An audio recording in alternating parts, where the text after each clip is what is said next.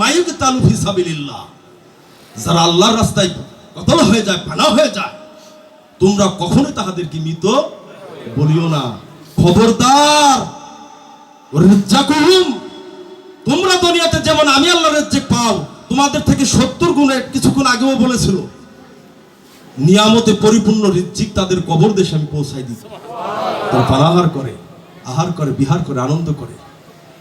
তাহলে কবর দেশে ওলি আল্লাহরা যাবে, তারা আমার বাপ মাই তো মরে না। সাধারণত আপনি আমি মারা যাব না, মারা যাবে কে নফস, আর থাকবে কি রূহ।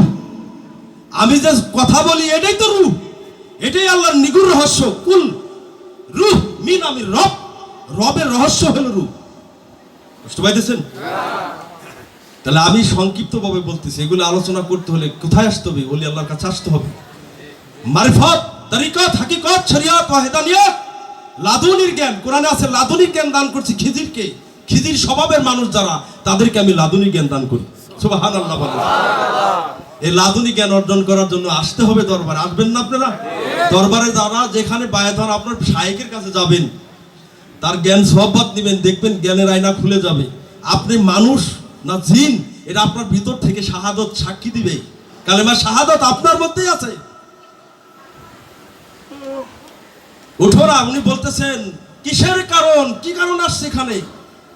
মানিক শাহ বাবার দরবারে আসছি, কেউ এক একজন এক এক মনের একটা কারণ নিয়ে আসছে। আমি এত ব্যাখ্যা তো দিতে পারবো না। দেখা গেছে এক একজন নিঃসন্তানী মাও আসতেও পারে। আল্লাহ রে, 12 বছর ধরে বিবাহ হয়েছে, আমার সন্তান আদি হয় না, কত ওষুধ বড়ি খাইলাম। তাই আজকে বলি শাহ মানিক শাহ বাবার নামের ওরস হচ্ছে। তাই একজন অলির দরবারে যায় মাজার জিয়ারত করে, আমি একজন দক্ষিণী মা, আমি মা ডাক শুনতে পারতেছি না। তার বাবু মা কয়, 14 গোষ্ঠী মা কইলেও কাজ হবে না। যার বিবাহ হয়েছে সে মা হতে চায়। কথা ঠিক কিনা? মা ডাক বড় কঠিন। নিজের সন্তান যদি ডাক দেয়, আম্মু, পরানটা ভরে যায়। কথা ঠিক কিনা? সে এসে বলতেছে যে মানিক শাহ বাবার উসিলায়, আল্লাহ তোমার বন্ধুর উসিলায় আমাকে একটা সন্তান যদি দিতে আল্লাহ, আমি মানিক শাহ বাবার সামনের বছর ওরস মাহফিলে আমি 10 কেজি চাউল দিতাম বা একটা মোরগ দিতাম। এটি নিয়েও মানুষের চুলকে, হ্যাঁ তোমার তো দেয় না। এরকম কারণ নিয়ে আসছি না আমরা, এরকম বহুত কারণ নিয়ে আসছি। তাই বলছে দেওয়ান বাবা যে দুনিয়াতে আসলাম, আসিয়া কিসের কারণ আসিয়াছ মন, সেই কথা কই ভাবিলি, জাগো জাগরে জগৎবাসী, রহিলি কেন ঘুমাই।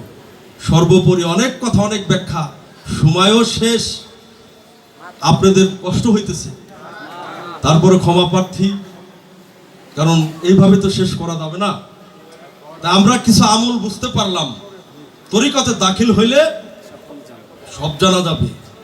ওলি আল্লাহর তাবেদারি করতে হবে, রাসূলের তাবেদারি করতে হবে, আর বাইয়াত গ্রহণ করতে হবে। ইন্নাল্লাযীনা ইউবাইউনাকা ইন্নামা ইউবাইউনাল্লাহা ইয়াদুল্লাহি ফাওকা আইদিহিম, সূরা ফাত্তার 10 নম্বর আয়াত আল্লাহ বলছে, হে রাসূল, যারা আপনার হাতের উপরে বায়াত গ্রহণ করবে, তারা আপনার হাতে বায়াত হলো না, তারা আপনি রাসূলুল্লাহ, আমি আল্লাহর হাতে তারা বায়াত গ্রহণ করলো। মানে যারা আপনার হাতে বায়াত গ্রহণ করলো, প্রতিজ্ঞা করলো, মুরিদ হইলো, হে রাসূল, তারা আপনার হাতে মুরিদ হইল না, তারা আমি স্বয়ং আল্লাহর হাতে বায়াত গ্রহণ করলো। বায়াত হওয়া ফরজ। আবুল কাসেম কুশাই রহমতুল্লাহ, যিনি 70 জন তাবিঈনের সঙ্গ করেছিলেন, মুস্তাহিদে দ্বীন ছিলেন উনি, সমস্ত আলেম পৃথিবীতে একমত তাকে মানে। সে 1200 বছর আগে একটা কিতাব লিখে গেছে, তার মধ্যে লিখছে যে মাল্লা শাইখুল্লাহ ফিশ শাইতান। এত 2 টাকার আলেম নাকি, পৃথিবী বরণ্য আলেম। সে বলছে যার গুরু থাকবে না, পীর থাকবে না, তার পীর হলে শয়তান। যার পীর আছে, খাজা বাবা দেওয়ানে মঈনুদ্দিন পাকে বলছে, দলিল আমি বুঝাই বলতে পারলাম না, সংক্ষিপ্ত, ক্ষমা প্রার্থী। স্টার্টিং দিয়ে জানাই দিয়ে গেলাম, জানার জন্য গুরুর দরবার আসবেন, ভালো জায়গায় যাবেন। খাজা বাবা তার দেওয়ানে পাকে বলেছেন, যার মুর্শিদ নাই তার দিন নাই, দিন মানে ধর্ম নাই, যার ধর্ম নাই তার আল্লাহ নাই। হ্যাঁ, কানালো ওয়ামান কানা ফি হাজিহি আমা ফাওয়া ফিল আখিরাতি আমাদাল্লাহু সাবিলা। এখান থেকে আল্লাহকে চিনে যাইতে হবে। সুবহানাল্লাহ, আল্লাহর সাথে সম্পর্ক, রাসূলকে চিনে যেতে হবে। এজন্য রাসূল বলেছেন, আশ-শাইখু ফি কওমিহি কান নাবী ফি উম্মাত, মুক্তবাদে সাদিক। কিতাব পৃষ্ঠা নম্বর অধ্যায় অনুচ্ছেদ বলতে গেলে সময় লাগবে, খালি কিতাব পৃষ্ঠা রিং দিয়ে গেলাম, আছেই কিতাবে, তাই না? দলিল আছে তো। সে বলেছেন তোমাদের কাছে উম্মতের মুহাম্মাদের কাছে আমি যেমন রসুল নবী, ঠিক একজন মুরিদের কাছে তার পীর ও মুর্শিদ তেমন। কেমন? রাসূল যেমন। এজন্য আমু বায়াত হয়েছি রাসূল এবং আল্লাহর হাতে, প্রতিজ্ঞা করেছি আল্লাহ এবং রসুলের হাতে। এজন্য গুরু মুর্শিদের দরবার, গুরুকে মান্য করা, সম্মান করা, আদব দেওয়া, ওলি আল্লাহর সঙ্গে থাকা, বহু দলিল আছে, বহু তাফসীর আছে, হাদিস পাক আছে, মিলাদ কিয়ামের উপরে অফরন্ত দলিল আছে, কদম বসির উপরে অনেক দলিল আছে, মাজার জিয়ারতের দলিল আছে, মেয়েদের বায়াত হওয়ার জন্য দলিল আছে, দিন শিক্ষা করা ফরজ, জাহের বাতিনে জ্ঞান অর্জন করা ফরজ। এই ফরজ কাজটি করার জন্য প্রত্যেকটি মুসলমান নর নারীর জন্য আল্লাহ এটা বিধান করে দিয়েছে, সুবহানাল্লাহ। এজন্য আমরা যতটুকু জানলাম, আমরা কি জানলাম? যে আদবের সহিত চলতে হবে। যে বায়াত হয় সে মুরিদ হয় যে তিনি মরা লাশের মতো, তার হাত পা চোখ নাক দ্বারা কোনো জীবের ক্ষতি হবে না, সর্বজীবের সঙ্গে তিনি আল্লাহ এবং রসুলের আদর্শ প্রচার করবেন, এবং আপনারা সেইভাবে চলার চেষ্টা করবেন, দিনকে বুঝবেন, দিনের জ্ঞান, তরিকতের ভাষা, হাকিকতের ভাষা, ওয়াহিদানিয়তের জ্ঞান অর্জন করার জন্য পীর মুর্শিদের দরবারে যাবেন, পীর মুর্শিদকে ভালোবাসবেন, মাতা পিতার খেদমত করবেন, ওজনে কাউকে কম দিবেন না। আল্লাহ কোরআনে বলেছেন যে ওজনে কম দিবে, কাল হাসরের দিন তাকে উদ্ধা করে তার শরীর থেকে জ্ঞানের তাসিয়াত বের করে তাকে জাহান্নামের দিক নিক্ষেপ করে দেওয়া হবে, নাউযুবিল্লাহ। যত আমল ভালো থাকবে সব বের করে তার ভিতরে আগুনের ধাওয়া দিয়ে দিবে আল্লাহ। ওজনে কম দিয়েন না, হুশতার দম, প্রত্যেক দমে দমে আল্লাহর জিকির করবেন। আল্লাহ কোরআনে বলেছে ইয়া আইয়ুহাল্লাযিনা আমানু উযকুরুল্লাহ যিকরান কাসীরা।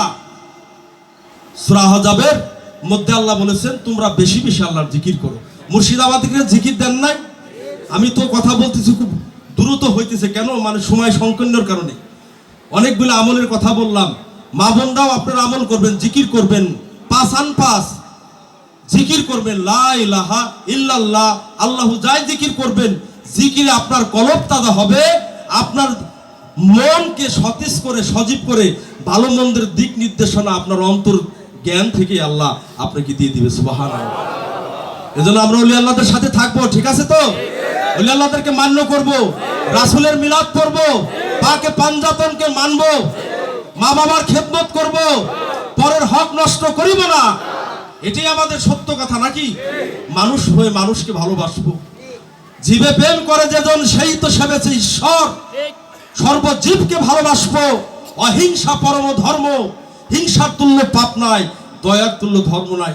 সবার হাতে পায়ে ধরে বিনয় করি আমি, যে যেখানে বায়াত হন, তরিকার ভাই বোনেরা কেউ কারোর সাথে হিংসা করেন না, মুর্শিদকে অপমান অপদস্থ করেন না। আপনার দরবার ভালো লাগে না, মাদার শরীফ ভালো লাগে না, না আসেন আপনি, সেটা আপনার মনের ব্যাপার, কিন্তু ওলি আল্লাহর দরবারে সে কেউ বিয়াদবি করেন না। আমি আপনাদের পায়ে ধরি, দেখা হার হতেও পারে, নাও হতে পারে, হায়াতে মুলাকাত, ঈশ্বর আল্লাহ পাক যদি বাঁচিয়ে রাখে তাহলে দেখা হবে, তাই না? ওলির দরবারে আসছেন কত দেশ থেকে, অনেক জায়গা থেকে লোক আসছে। গত বছর যাদেরকে নিয়ে 2-4 জন দেখছে, আজকে তারা অনেকেই মারা গেছে, 2-4 জন দেখতেছি না। আমি আপনি থাকবো তার কোনো গ্যারান্টি নাই। অনেক কথা বললাম, কথা বললেই তো ভুল ত্রুটি হতেই পারে। আল্লাহ আমাদের এই কথাবার্তা কালামকে যেন ক্ষমা করে আল্লাহ আমাদেরকে তার বান্দা এবং রাসূলের উম্মত হিসেবে কবুল করে নেন, আমিন। আমাদেরকে যেন আল্লাহর ওলিদের পাশে থাকার তৌফিক এনায়েত করে দেন, আমিন। আমরা সকল ভাই বোন হয়তো মনে এবং প্রাণে একটা ব্যাপার নিয়ে ভেদাল দ্বন্দ্ব হতে পারে, মাসলুকে ইখতিলাফে একটু মত ভিন্ন থাকতে পারে, কিন্তু আমরা সবাই মুসলিম, এক মুহাম্মদ সাল্লাল্লাহু আলাইহি সাল্লামের রূহের সন্তান আমরা, কথা ঠিক কিনা? এক কলমা গ্রহণ করেছি, এক কোরআনকে আমরা চুমা খাই, এক কাবার দিকে দাঁড়াইয়া শিয়া সুন্নি খারিজি আমি যাই বলি না কেন, সবাই তরিকতে চিশতিয়া কাদরিয়া নকশবন্দি, সবাই কিবলামুখী, এক কিবলার দিকে বিশ্বাস করি। দরবারে এসে বাড়ির গন্ডগোল এখানে এসে হিংসা করেন না। আজকে দেখতে চাই আমার মানিক শাহ বাবা আল্লাহর ওলি ছিলেন, তার শোক মাতামের মধ্যে আমরা বসে কতটুকু এক ভাইকে ধরায় ধরে আর এক ভাই মুলাকাত করে মহব্বত করে এই ধুলিবালি নিয়ে হিংসা বিদ্বেষ ভুলে যে দল মতবাদ ভিড়ে যে আমরা এক আল্লাহর জন্য হয়ে যাই, কথা ঠিক কিনা? বলি আল্লাহকে ভালোবাসি, সৎ পথে চলি, ওই ভাই ভালোবাসলো না, ওই ভাই ভালো, এই মত ভুলে যাই। আমরা একে অপরকে আপন করে যদি সাথে নিয়ে আমরা আল্লাহ এবং রসুলের পথে চলি, তাতে আমাদের কোনো ভয় আছে নাকি? আমরা ভালো থাকবো না ইনশাল্লাহ। আমি অনেক কথা বলেছি, সময় লস হয়ে গেল। আমার কথা ভাষায় যদি কোনো ভুল ত্রুটি হয়, আপনারা সকলেই ক্ষমা সুন্দর দৃষ্টিতে দেখবেন। ধন্যবাদ সবাইকে। আল্লাহ আমাদের তৌফিক দান করুক, সকল বলে আমিন।